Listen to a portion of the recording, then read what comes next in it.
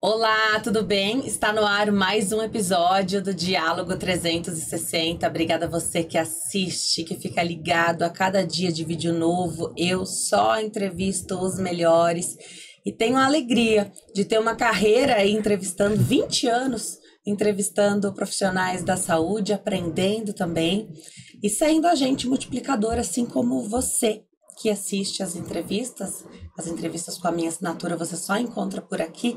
Se você assiste aqui comigo, você também aprende. E olha, é uma delícia saber, é uma delícia conhecer sobre os mais variados assuntos, uma maneira da gente conseguir ajudar outras pessoas também. Hoje a gente vai falar de um assunto que está muito em alta, mas que é pouco falado. Será que é muito frequente? Será que a gente deve ter mais conhecimento? Será que tempo é importante quando se tem uma hemorragia intracraniana? Quem tira as nossas dúvidas e explica tudo para nós é nosso convidado, Dr. Rafael Petrolini. Ele é neurocirurgião. Doutor, obrigada por ter vindo. É uma alegria te receber aqui. Obrigado a vocês aí pelo convite. Doutor, tudo que diz respeito ao nosso cérebro, né, chama muita atenção. Então, o neurocirurgião é um médico que a gente não quer precisar para começar, Sim. Né? Mas quando a gente precisa, tempo é importante. Quando a gente vai falar de hemorragias aqui ou de hematomas no cérebro, tempo é vida? Tempo é vida, é muito importante. E até tem essa questão aí, né, do neurocirurgião, do cérebro, de ser tão preocupante, porque não existe transplante, né? Não existe transplante, não existe como substituir, né? Diferente de outros órgãos, até mesmo o coração, né? Existe transplante aí para coração. Agora, quando a gente pensa em cérebro, não tem o que colocar no lugar, né? Então, essa questão de tempo é muito importante sim também. E ao usar esse termo, né, hemorragia intracraniana, a gente conhece hemorragia no restante do corpo. A hemorragia de outros órgãos é diferente de uma hemorragia intracraniana? É um pouco diferente, principalmente por conta do espaço, né? Então, pensa, o nosso cérebro, né, fica ali dentro da caixa craniana, né? É uma caixa que tem lá dentro cérebro, água e sangue, né? E o sangue ali dentro das artérias, veias, dos vasos, né? Qualquer coisa que você coloque ali dentro, você vai estar aumentando a pressão, porque não tem para onde ir, né? Não tem espaço suficiente, né? Então, quando a gente tem uma hemorragia, né? Essa hemorragia é diferente de uma hemorragia na barriga, por exemplo, que tem um monte de espaço ali, a pele estica, né? Agora, intracraniana, não. Aí não tem para onde correr, né? Então, varia muito do volume dessa hemorragia, né? O quanto que sangrou ali dentro, né? Até mesmo para a gente pensar, é cirúrgico, é não cirúrgico, né? Dá para a gente só observar, vai absorver sozinho esse hematoma, né? Então, assim, não é toda hemorragia intracraniana que é cirúrgica, né? Isso é importante de se falar. Mas quando ela é cirúrgica, a gente fala que tempo é cérebro. Perfeito. Tempo é cérebro. E nesse sentido de nem tudo precisa ser cirúrgico, né? Não precisa fazer intervenções cirúrgicas. O que é que pode provocar essa hemorragia ou esse hematoma? Tá, principalmente traumas, né? A maior causa aí dessas hemorragias, hematomas, são os traumas, né? E existem vários tipos de hemorragias intracranianas. Quando a gente fala intracraniana, é tudo para dentro do crânio, para dentro do osso, né? E ainda lá dentro a gente tem uma membrana, né, que é a dura mater, que recobre o cérebro. Então, indo de fora para dentro, né? A gente tem o hematoma extradural, né? Que então seria entre o osso e essa membrana que recobre o cérebro. O hematoma subdural, que seria a hemorragia entre o cérebro e a membrana que recobre o cérebro, né? Tem hemorragia subaracnoide, que é uma membraninha mais fina, que recobre o cérebro, que é a aracnoide, que é por onde correm os vasos e os nervos, né? Então, consegue ter uma hemorragia só nesse espaço também. E tem os hematomas intraparenquimatosos, né? Que seria daí, por exemplo, o AVC hemorrágico, né? E que daí já seria um sangramento no cérebro mesmo, né? E pensando em trauma, né? O que ele mais comumente faz são as hemorragias subaracnoides, os hematomas subdurais, os extradurais, e pode causar também contusão, né? Ou laceração. A contusão é como se seria o sangramento no cérebro mesmo por conta da pancada, né? Que eu falo para os pacientes que é como se fosse um tiro de espingarda, né? Que é um tiro de cartucheira, né? São vários pontinhos de sangramento ali no cérebro. Então, principalmente se o paciente está bem, a gente tenta evitar de operar, né? Por quê? Junto com esses pontinhos, tem cérebro viável ali. E quando eu opero, eu não distingo o que é viável do que é o pontinho de hematoma, entendeu? Lógico, às vezes não tem como, o cérebro incha muito, né? O paciente está mal, né? Então a gente precisa ali operar, né? Preservar a vida do paciente antes dos déficits, das sequelas e tudo mais, né? E a laceração seria quando essa contusão, ela se organiza, né? Então, ao invés de parecer um tiro ali de cartucheira, parece uma bolsa ali de sangue mesmo, que se formou dentro do cérebro, que daí é bem parecido com AVC hemorrágico, né? Basicamente esses tipos. Então são vários tipos. Você falou do trauma, Uhum. que é diferente, porque se pensar na criança, a criança vive batendo a cabeça. Um bebezinho, então, engatinhando, aprendendo a andar, é bem comum. Mas lá nessa faixa etária não é causa desses problemas, ou é? É também, né? Tanto que assim, você também você tinha perguntado dos fatores de risco e tal, o que mais causa, né? Tem também a questão de hipertensos, né? Pressão alta, principalmente aí na questão do pico de pressão, né? Então, às vezes, não é nem tanto a pressão alta, né? Mas a variação abrupta, né? Que causa aí um rompimento de um vaso e causa o sangramento. Aí, pacientes que tomam anticoagulante, pacientes que tomam AS, né? É muito comum você ver um idoso que toma ali o seu AS, né? Rotineiramente. Que tem indicação também médica em algum, né, em algum momento médico que prescreveu, mas te deixa mais suscetível para uma outra situação. Sim, então assim, quando tem um trauma, né, essa pessoa ela vai ter uma chance maior de ter um sangramento que uma pessoa que não toma um anticoagulante, que não toma o AS também, entendeu? E pacientes acima de 65 anos e pacientes abaixo de 2 anos. Entendeu? Então, assim, esses pacientes, né? Lógico, depende ali do trauma, né? Mas obrigatoriamente tem que fazer uma tomografia quando tem um trauma, né? Se a gente pegar em livro. Lógico que você falou, a criancinha vive batendo a cabeça. Então eu sempre vou levar a fazer tomografia. É ruim porque a tomografia ela é um exame que tem radiação, né? Então a gente não pode ficar fazendo tanto. Um exame de tomografia equivale aí a 80 raio-x, mais ou menos. Entendeu? Então não dá para um bebezinho que está ali desenvolvendo as células, se multiplicando, a gente ficar fazendo muita radiação, né? Então a gente sempre tem que levar em consideração também os sinais de alarme. Isso é muito importante, né? Que é o quê? Perda da consciência, né? Perda de força.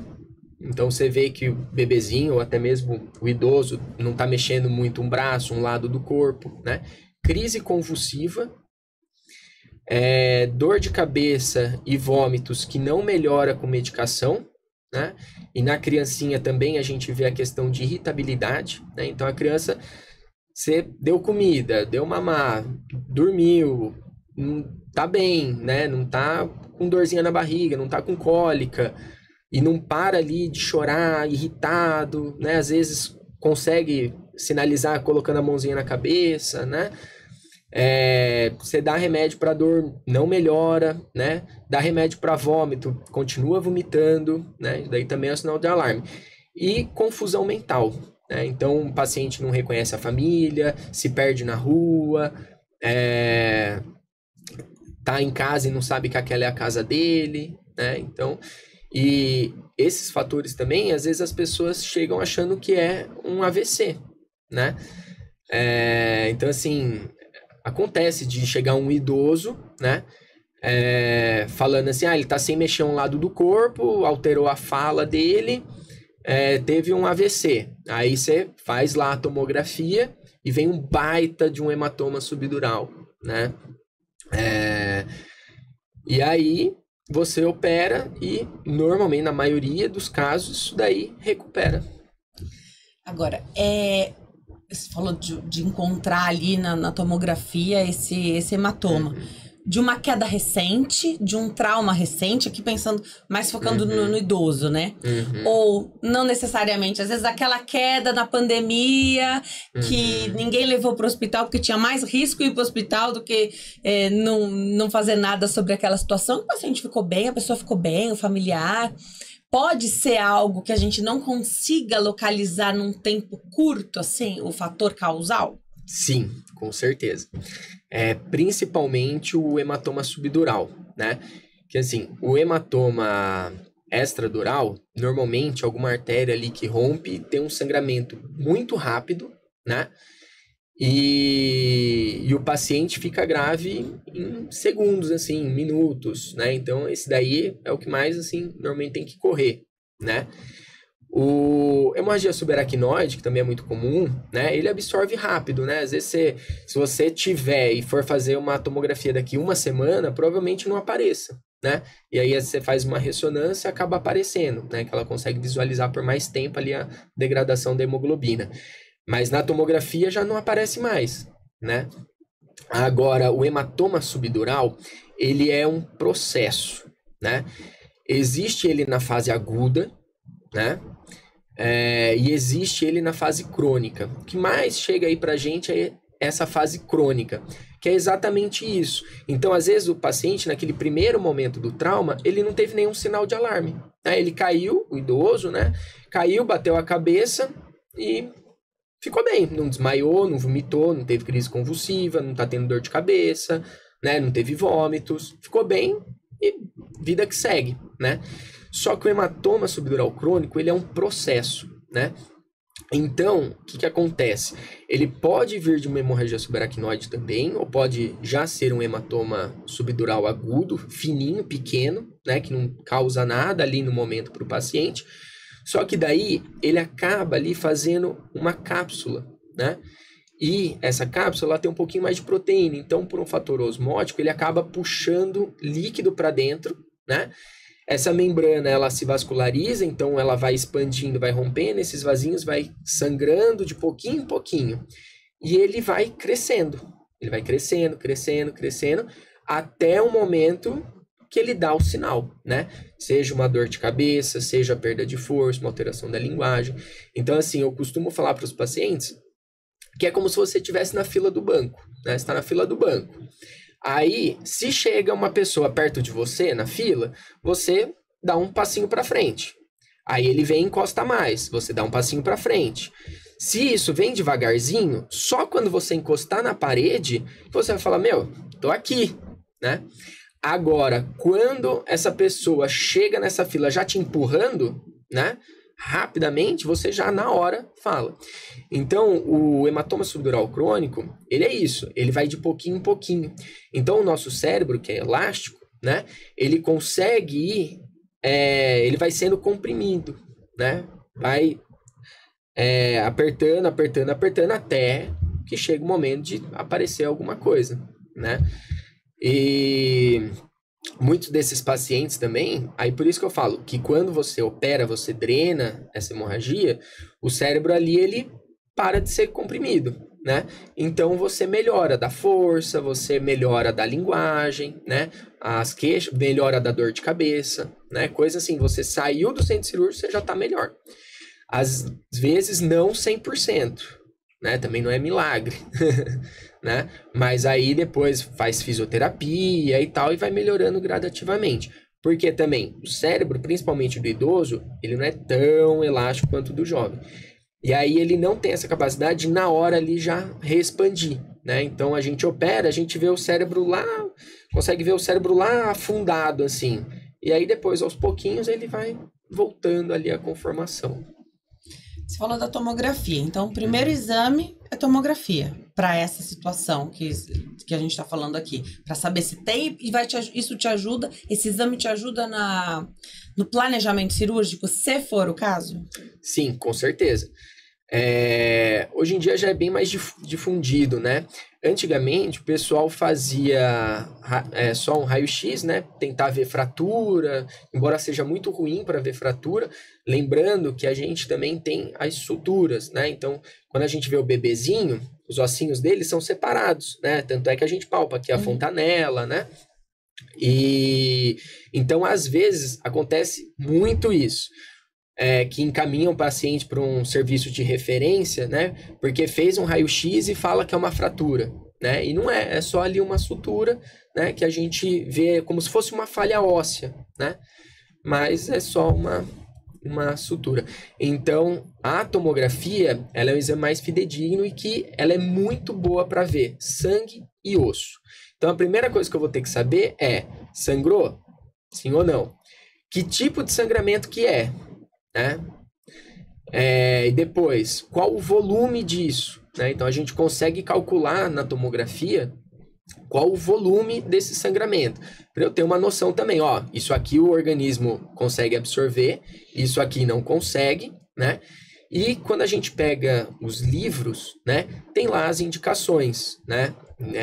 Tanto de volume quanto de espessura do hematoma, para a gente indicar a cirurgia ou não.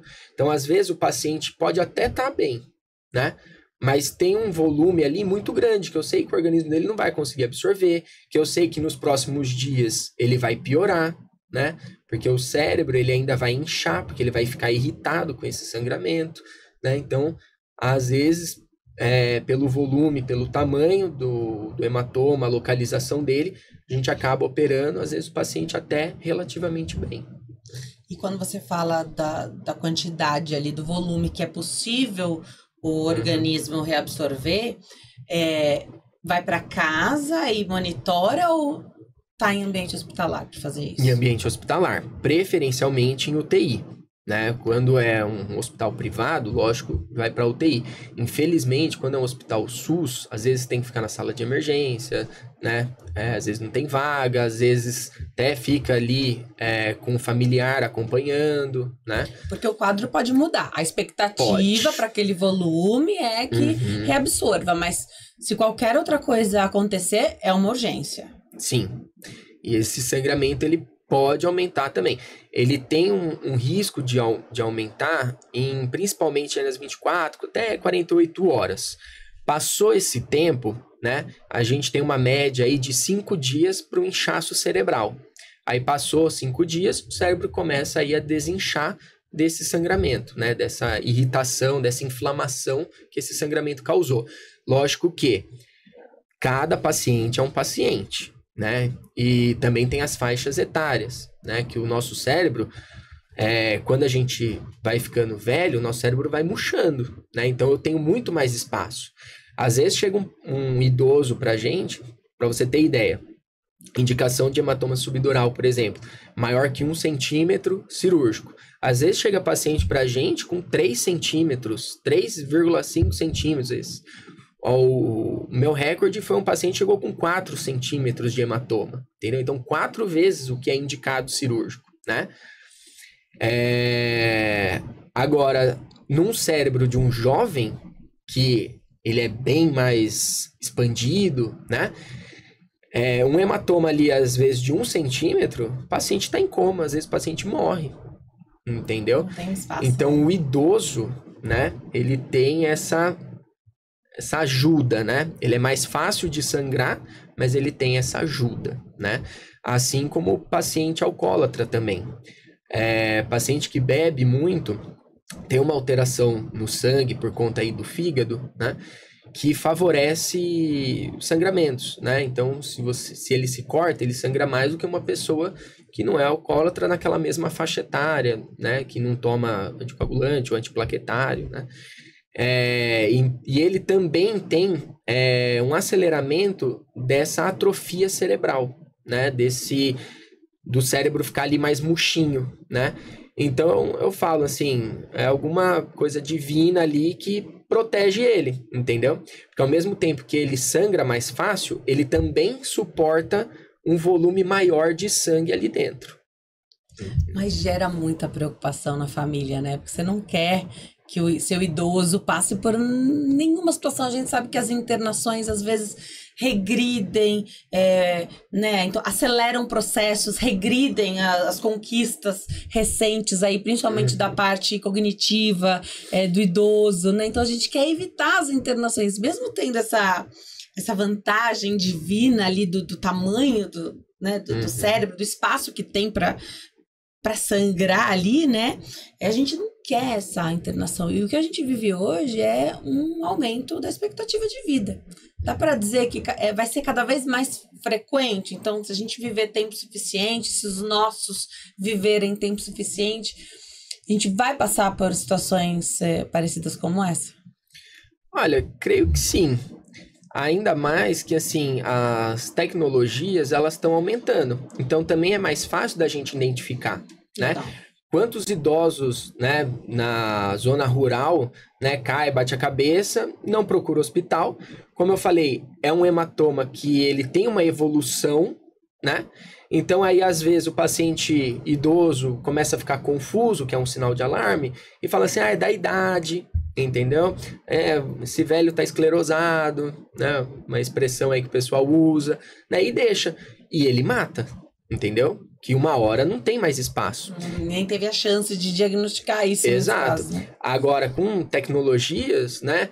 Então, antigamente também, só grandes centros tinha tomografia, né? Hoje em dia, às vezes, algumas UPAs já têm tomografia, né? Então, todo mundo tem mais acesso, né? Então, uma vez tem mais acesso, expectativa de vida maior, né? Então, é a mesma coisa que o câncer, né? A gente vai viver mais, provavelmente tenha mais câncer, vai ser mais diagnosticado, né? Então, com certeza vai aumentar o volume, o índice aí de hemorragias intracranianas, sim. E para quem já teve um hematoma, uma hemorragia e o corpo deu conta, é alguém que está mais suscetível a ter mais uma vez? De certa forma, sim, tá? Por quê? Uma coisa que assim, a gente sempre observa, né? Que esses pacientes, quando a gente opera, ele sangra mais fácil, entendeu? Na cirurgia mesmo, Na cirurgia. Você cortar a pele, você fala assim, como esse cara sangra, né? E às vezes a gente até encaminha para hematologista, né? E avalia, faz um monte de exame de sangue e não acha nada, não tem nenhuma alteração. Mas às vezes é algum exame, alguma alteração que ainda não foi descoberta, entendeu? Então, às vezes esse paciente ele é mais suscetível a sangramento, né? E agora, outra coisa, um hematoma intraparenquimatoso, né? Quando é no cérebro, né, dentro do cérebro, ele vai deixar uma área ali de lesão no cérebro, né? Digamos, mesmo que não tenha sido operado, vai ficar uma área ali que toda vez que fizer uma tomografia, fizer uma ressonância, vai aparecer essa região ali como uma área lesional antiga, né? Mesmo sem trazer impacto nenhum para a pessoa. Mesmo sem trazer impacto nenhum para a pessoa. Né? Uma manchinha, uma marquinha, uma cicatriz. É isso, como se fosse uma cicatriz no cérebro. Essa região, ela é uma região mais frágil, né, no cérebro. Então, se ela tem um outro trauma, alguma coisa, né, então realmente aquela região ali ela é mais frágil, né. Pensando só nos outros hematomas fora do cérebro, né, como extradural, subdural, subaracnoide, não necessariamente a pessoa é mais suscetível a ter, né? Tirando essa questão que eu falei para você, que quando a gente opera essas pessoas, a gente vê que são pessoas que realmente sangram mais fácil, entendeu? Mesmo não tendo nada diagnosticado ali na parte sanguínea, né? Como são essas cirurgias? Então, quando o tratamento é cirúrgico, então, primeiro, é uma urgência, pode não ser, pode ser uma coisa mais planejada, mais programada, a ponto de dar tempo de parar o anticoagulante, por exemplo, né? Dá para fazer algum tipo de preparo nesse sentido. E como é? É uma cirurgia aberta? Hoje a gente fala tanto das cirurgias que, né, abrem cada vez menos e você consegue... A gente quer preservar, poupar, né? Queria que você falasse sobre como é essa cirurgia, se depende o tipo, a localização. Depende o tipo, a localização, né? Depende se o paciente toma anticoagulante ou não, depende como o paciente tá, né? Então, vamos lá. Hemorragia subaracnoide não se opera, né? Não tem como eu acessar esse espacinho ali e lavar só aquela região, né? Normalmente são pacientes que estão bem, só tem muita dor de cabeça, né? O hematoma, então vamos de novo de fora para dentro. O hematoma extradural, normalmente ele é acompanhado de fratura, né? Então um ossinho ali que quebrou também, né? Então aí a gente necessariamente tem que fazer um corte ali maior, né? Porque, como eu falei, essa é um sangramento entre o osso e a membrana. Então, se tá empurrando, ele conseguiu descolar essa membrana que é colada ali no osso, ele conseguiu descolar ela e jogou ela lá embaixo, né? Se eu faço só um furinho e para tirar esse sangue, eu não vou estar resolvendo o problema porque eu vou manter aquele espaço, né? Então, ele pode sangrar de novo ali e preencher aquele espaço. Além de que o sangue na fase aguda, ele é duro, né? Então eu não consigo aspirar ele, né? O hematoma extradural, a gente vai tirando ele de pedaços mesmo, né? Às vezes até raspando ali essa membrana, para ele conseguir descolar e sair disso. E aí depois que eu tiro esse hematoma, eu tenho que fazer essa membrana chegar perto do osso de novo, né?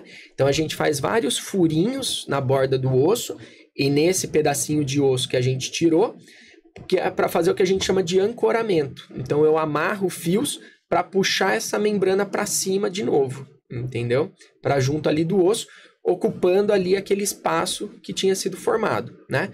E nisso eu também consigo corrigir a fratura, né? Então, normalmente são craniotomias, né? Essa retirada do osso, da calota craniana, são umas craniotomias maiores, né? O hematoma subdural, aí a gente divide ele de novo em agudo, subagudo ou crônico. O crônico dá para eu fazer um furinho menor, né? Porque depois que ele passa essa fase aguda, que ele vira crônico, o sangue ali dentro ele fica mole, líquido, né? A gente até fala em aspecto de óleo de motor, né? Tanto a coloração quanto a liquidez dele, né? E aí dá pra gente fazer isso. A gente lava, joga soro, né? Faz uma craniotomia menor, né? Lava, joga soro. E idealmente, né? Se possível, a gente abre a cápsula que eu falei que ele forma, né? Então a gente abre essa cápsula, tanto dessa parte mais externa quanto da parte interna, para evitar dele se reformar. Porque ele pode ali reformar ao longo de alguns meses. Entendeu? Pode acontecer isso. Agora, se ele é agudo, aí é a mesma coisa do extradural. Eu não consigo aspirar ele. Então, eu tenho que fazer uma craniotomia maior também para pegar todo ele, né? E normalmente, né, como o espaço é maior, né, eu faço uma craniotomia daqui da frente até lá atrás. Entendeu? Paciente dormindo. Dormindo. Porque hoje tem muita cirurgia que faz com o paciente acordado. Não essa modalidade. Dá para fazer, tá? Então, só encerrando ali, aí eu já volto nesse ponto que dá para fazer. Às vezes a gente faz, principalmente paciente tem muitas comorbidades e tal. Então, do subdural é isso. Aí a gente entra nos intraparenquimatosos, né? Que é quando é no cérebro.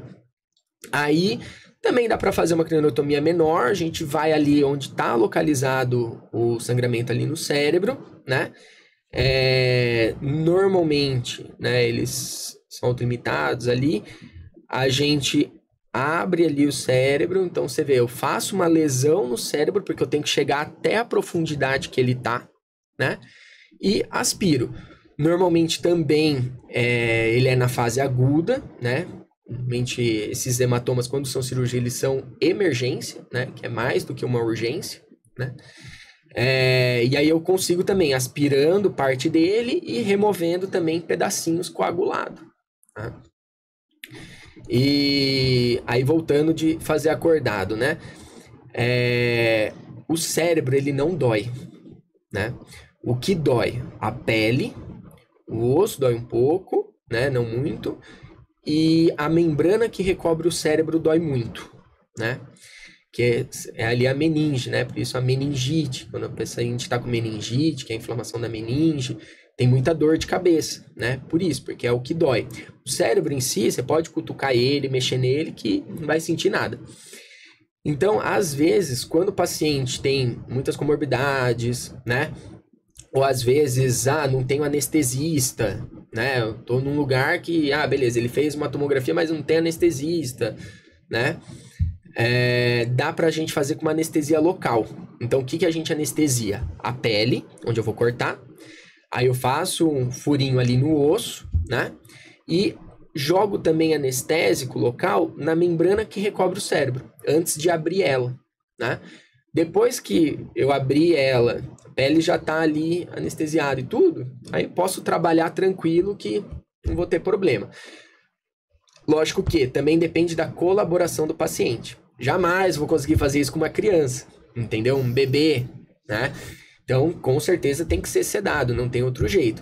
Agora, um idoso, né? Ali, cardiopata, revascularizado, diabético, hipertenso, tudo.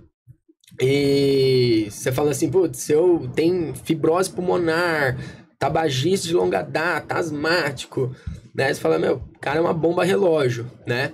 Aí, às vezes, a gente fala, melhor fazer isso, porque às vezes você entuba, o paciente não consegue sair do tubo, né? Não forma atelectasias, então colaba ali o pulmão, não consegue expandir de novo, né? Principalmente mais por conta aí do tubo, né? E a gente acaba fazendo isso. E aí... Você tinha perguntado outra coisa. Não, é isso. Se dá pra fazer mesmo essas cirurgias que a gente pensa, então uma cirurgia, será que é menor? Né? Então também tem as indicações, dependendo das comorbidades. Você falou do alcoolismo e agora você falou o tabagismo.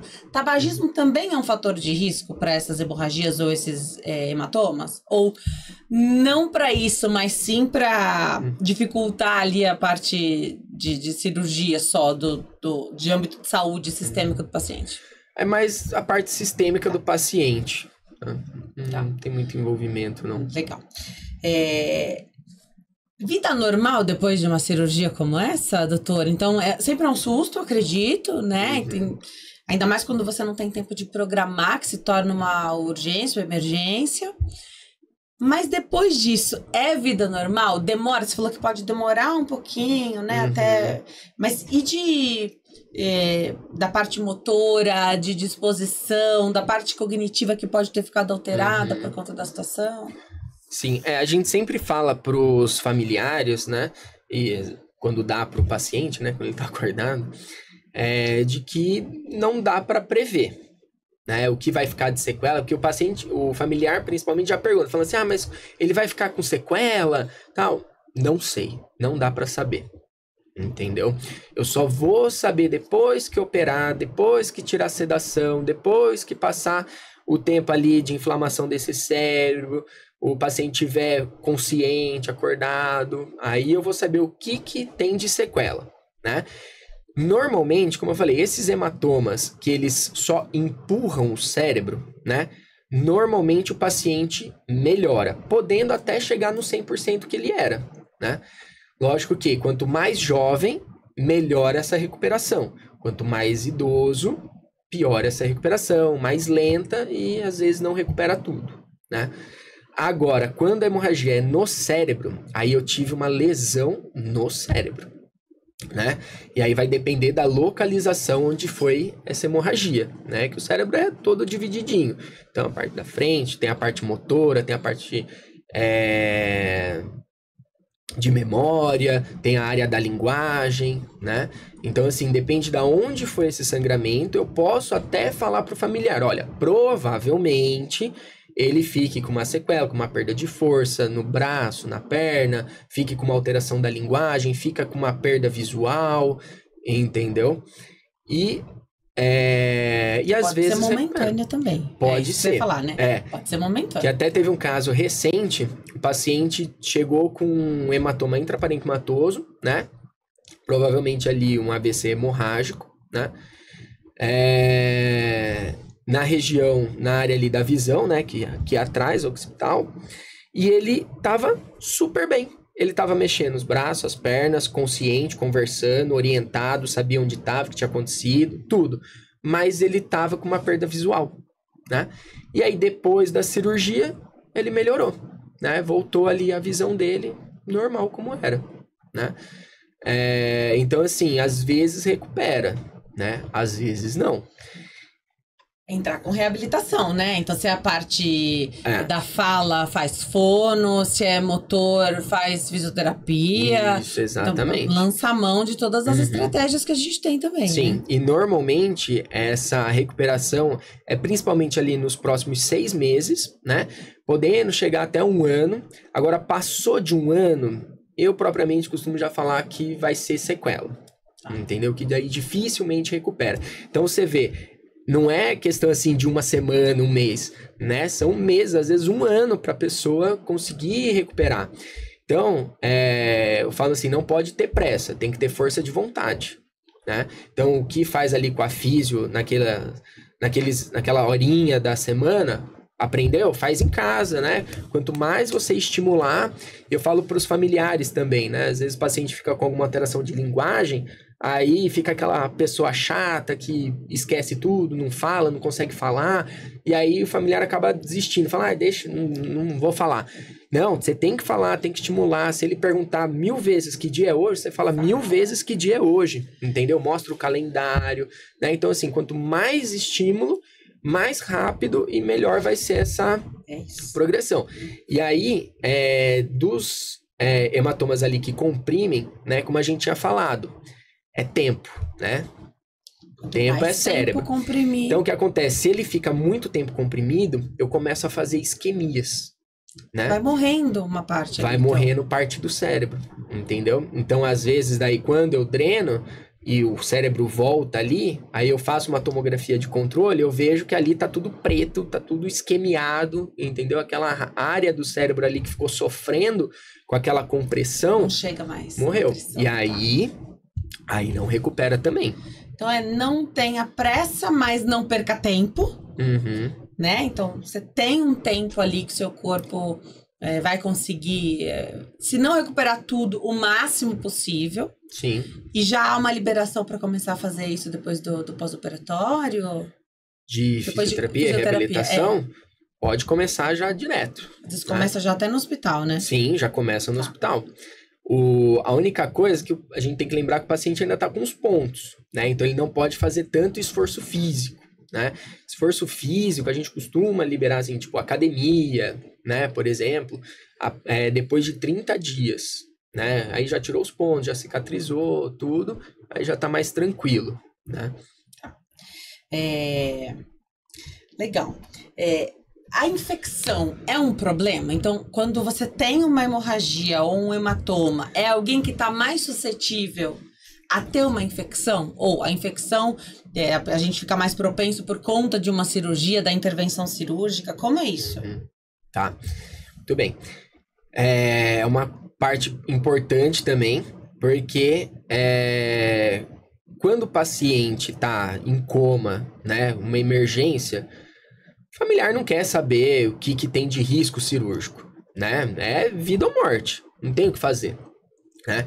Se o paciente está relativamente bem, né? Que nem esse que eu falei, né? Só tinha a questão da visão, mas ele mexia tudo, falava, estava consciente, né? Quais são os riscos? Eu posso operar e ele perder força? Pode. Posso operar e sangrar mais ainda? Pode. Pode morrer na mesa cirúrgica? Pode, às vezes nem por parte cirúrgica, por parte anestésica, entendeu? Reação alérgica a algum medicamento, alguma anestesia, né? Alguma lesão na hora de passar o tubo, né? Que vai ficar entubado, né? Muita coisa pode acontecer na cirurgia. Deformidade estética, né? Hoje em dia também é muito valorizado isso aí, né? E dentre os riscos, a infecção. Então pensa, eu tô abrindo um local estéreo ali, né? Que não tem bactéria, não tem fungo, não tem vírus, não tem nada, e expondo ao ambiente, né? A sala cirúrgica fica ali, né? Bate vento, né? Acontece tudo, né? Até mesmo a gente, né? A gente tem que se escovar, né? Passa o que a gente chama de degermante, né? Alcoólico, né? Até o paciente ali, a gente limpa a região ali e tudo, mas mesmo assim tem o risco da infecção, né? Inclusive, até mais do que as cirurgias eletivas, né? Então, a cirurgia de urgência, de emergência, ela tem um risco maior de infecção, porque é tudo feito às pressas, é tudo feito na hora, porque se você não faz, o paciente vai morrer, entendeu?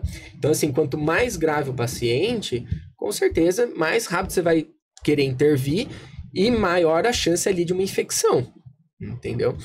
E outra, pensa que eu vou deixar ali para a bactéria um lugar quentinho, úmido, né, que eles gostam, com sangue, que é rico em nutrientes, então muito propício, né? Lógico que esse risco, embora ele exista, ele é muito pequeno, né? Normalmente a gente não vê infecções, né? Mas é um risco, né? E aí é problema, porque uma infecção no cérebro, assim como diferente de infecção em outros lugares, né? É bem mais grave, um tratamento muito prolongado, né? Às vezes tratamento com antibiótico de 8 semanas. Mesmo depois da cirurgia? Mesmo depois da cirurgia. No ato cirúrgico, a gente já inicia antibiótico, né? Que a gente chama de antibiótico profilático. Né? O paciente não tem nada, né? Mas a gente faz uma dose de ataque, a gente chama, e depois deixa aí. Hoje em dia, né, eles falam que 24 horas já é suficiente, né? Mas às vezes a gente deixa 2 dias, às vezes a gente manda para casa ainda tomando antibiótico por 5 dias, entendeu? Também depende ali do ato cirúrgico. Então, por exemplo, um paciente que teve um trauma, aí ficou exposto o osso, né? Pode acontecer, né? Principalmente motoqueiro, às vezes sem usar o capacete, né? Então, com certeza, esse paciente tem um risco maior ainda de ter infecção, né? Porque ele já teve uma exposição ali do osso, né? Ou às vezes do cérebro, né? Pode acontecer infinitas coisas, né? Então, essa exposição aumenta mais ainda a infecção, né? Desculpa, então, e também existe cirurgia para essas infecções, né? Então, assim como você drena abscesso, né?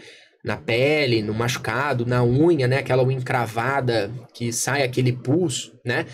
Também há a formação de pus ali dentro do cérebro e entre o cérebro e a membrana que recobre o cérebro, ou entre o osso e a membrana que recobre ali o cérebro. Então, às vezes, a gente tem que drenar, porque também o antibiótico não chega lá, o antibiótico está sendo ineficaz, não está conseguindo resolver, a coleção, o abscesso é muito volumoso, né? O paciente está mal, né? Porque isso também, imagina um abscesso, um pus ali em contato com o seu cérebro. O cérebro fica louco, entendeu? Vai inchar. Então, assim, ele pode dar os efeitos aí do hematoma. Então, uma nova abordagem nunca está descartada.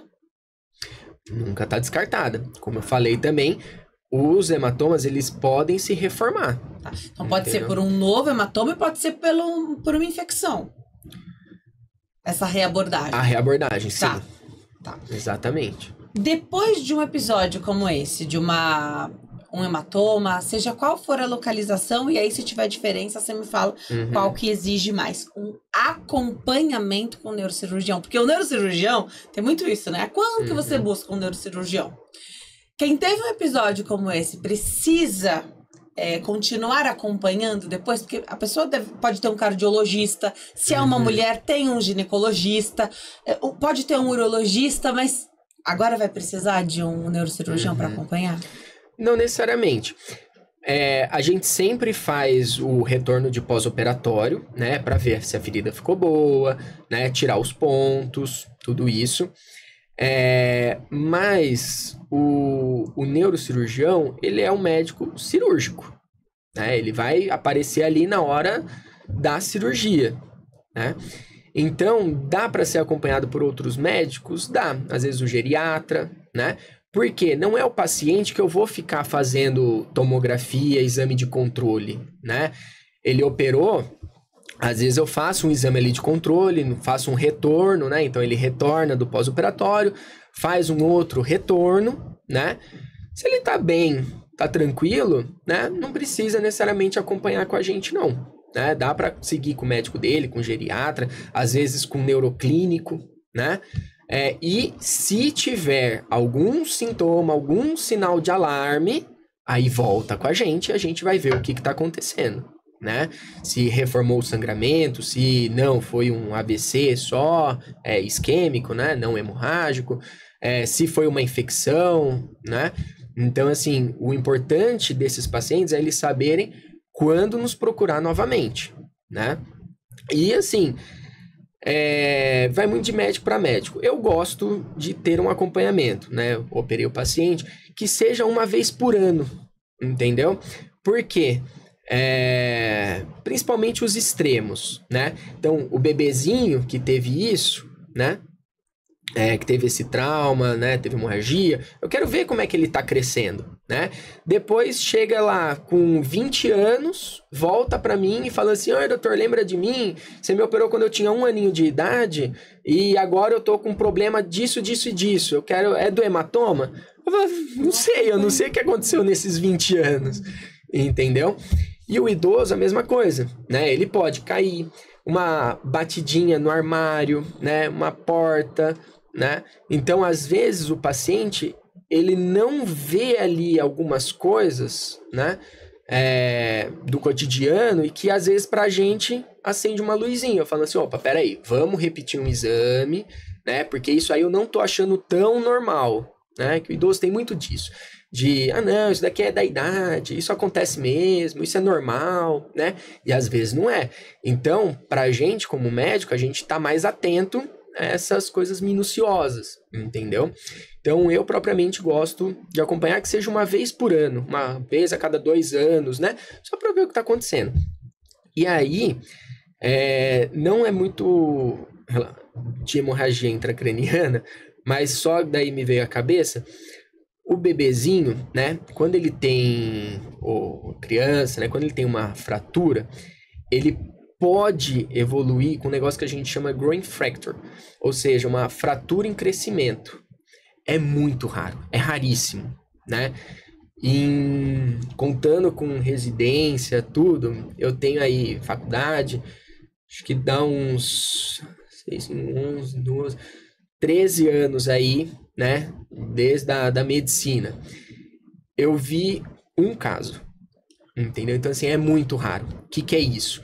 O bebê, ele teve uma fratura, a grosso modo, né? Ele teve uma fratura ali do osso, e aí essa fratura, ao invés dela se fechar, conforme o bebê vai crescendo, ela vai aumentando, ela vai distanciando aquele pedacinho de osso, né? Inclusive, desse paciente, ele tinha tido uma fratura, já era sabido, não precisou operar, né? Não tinha... A hemorragia que teve foi muito pequenininha, tudo.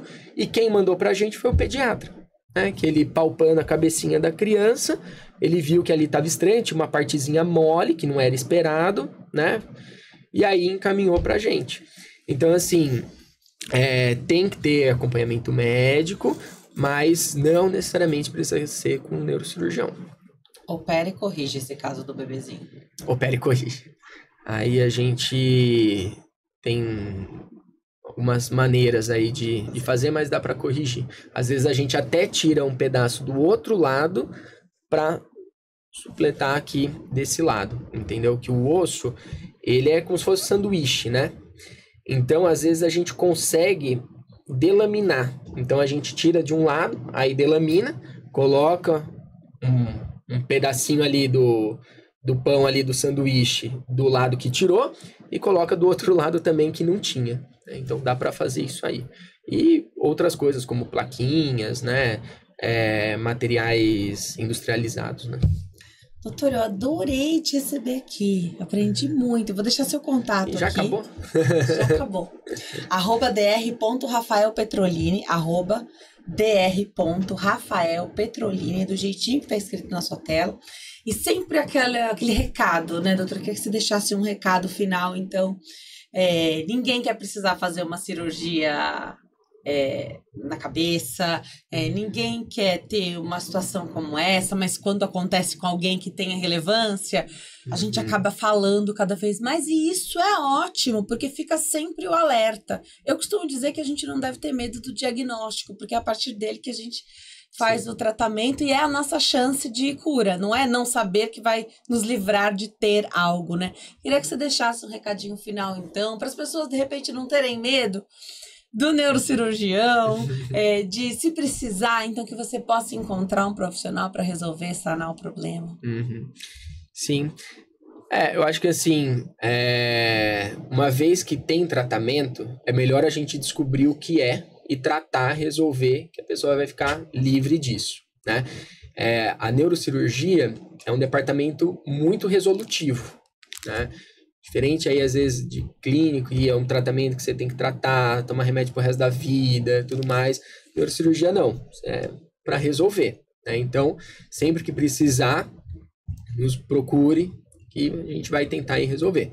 E, importante, né, no trauma, né? Se você tiver menos de 2 anos, mais 65 anos, procurar um profissional, ele avalia se precisa ali ou não pedir uma tomografia, fazer algum exame, né? Dor de cabeça não é normal, né? Então, você tem dores de cabeça constantes, não melhora, procura também, né? A gente vai investigar, vai ver o que está acontecendo, pode até ser um hematoma de um paciente que não teve trauma, né? Ou teve e não se recorda, porque às vezes batidinha na quina da mesa a gente não lembra mesmo, né? A gente só lembra de grandes acidentes, como bater o carro, bater a moto, tudo mais. Então, dor de cabeça não é normal. Procure um neurocirurgião para a gente investigar o que está acontecendo e tratar. Mesmo que seja só uma enxaqueca, a gente também consegue tratar aí. Adorei. Obrigada por ter vindo, viu? Obrigado a você. Meu convidado nunca sai daqui sem um presente. Então, eu passo às suas mãos, nosso kit, um mimo da Empório Magistral, obrigado. A farmácia de manipulação que apoia, patrocina Diálogo 360. Agradecendo a Empório e lembrando, né? É fundamental ter sempre à mão contato de uma farmácia de manipulação de confiança. E a Empório Magistral é essa farmácia. Se você quiser mandar uma mensagem, tirar dúvida de algo, tirar dúvida de algum composto, pedir o seu orçamento do manipulado, do médico ou do nutricionista, então faça isso através do telefone, liga ou manda o WhatsApp 11 5089 5123. 11 5089 5123.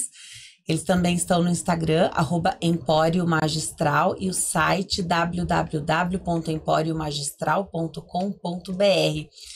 É a minha farmácia de manipulação e agradeço demais essa parceria aqui no Diálogo 360. Doutor, eu adorei te receber, aprendi muito, eu adoro fazer as entrevistas que a gente consegue aprender e através da informação a gente ajuda, a informação transforma, né? Obrigada, viu? Obrigado você pelo convite mais uma vez. Venha sempre. Obrigada a você que tá sempre por aqui, escolhe maratonar, assistir, tem playlist agora, é só digitar aí Diálogo 360 que você vai encontrar uma playlist com todos os vídeos que já estão disponíveis, todas as nossas entrevistas, para você curtir, se informar, ficar por dentro de tudo. Para participar, para enviar uma mensagem, todos os contatos aqui embaixo. Então, @Denise Luque no Instagram, esse é o canal do YouTube onde você encontra tudo, e também através do e-mail para se comunicar conosco, diálogo360podcast@gmail.com. A vida é feita de diálogos e conexões, e eu te vejo no próximo episódio. Tchau!